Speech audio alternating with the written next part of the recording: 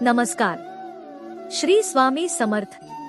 मित्रांनो, 22 जानेवारी 2024 चा दिवस इतिहासाच्या पानात नोंदवला जाणार आहे, कारण या दिवशी अयोध्येच्या नवनिर्मित राम मंदिरात भगवान रामाचा अभिषेक होणार आहे. अयोध्येत 22 जानेवारीला नवीन मंदिरात प्रभू रामाची मूर्तीची प्राणप्रतिष्ठापनेचा तो ऐतिहासिक क्षण येणार आहे. देशात सोमवार 22 जानेवारीचा दिवस दिवाळीसारखा असणार आहे. प्रत्येकाला अयोध्येत जाऊन रामाचं स्वागत करता येणार नाही. त्यामुळे प्राणप्रतिष्ठेच्या दिवशी देशभरातील राम मंदिरांमध्ये विशेष पूजा, भजन, हवन, भंडारा आदी कार्यक्रम करण्यात येणार आहे. याशिवाय राम भक्तांना त्यांच्या घरी प्रभू रामाची पूजा करून पुण्य प्राप्त करता येऊ शकतं असं पंडित सांगतात.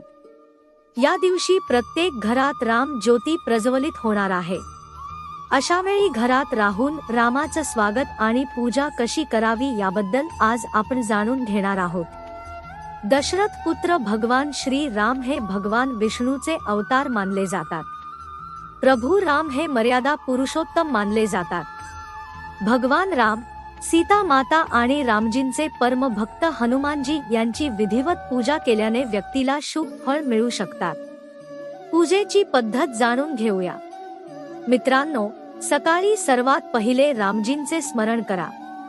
यानंतर आंघोळ वगैरे करून स्वच्छ कपडे घाला. यानंतर पूजास्थानाची स्वच्छता करून तेथे गंगाजल शिंपडा. यानंतर या ठिकाणी लाकडी चौकी पसरवून राम दरबाराचे चित्र बसवा. हे चित्र पूर्वाभिमुख अशा प्रकारे लावा.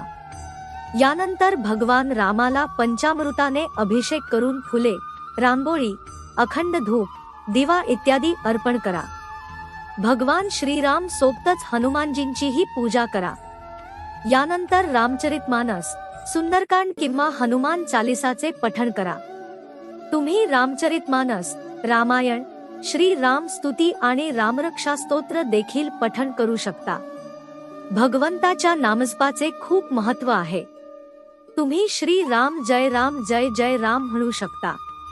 रामनामाचा जप करण्याचा काही विशेष नियम नाही. तुम्ही कुठेही केव्हाही रामनामाचा जप करू शकता.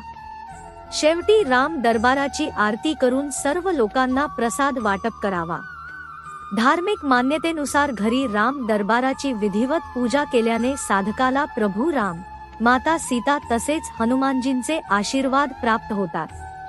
त्यामुळे त्याची सर्व चांगली कामे पूर्ण होऊ लागतात आणि साधकाच्या घरात आणि कुटुंबात सुखसमृद्धी नांदते.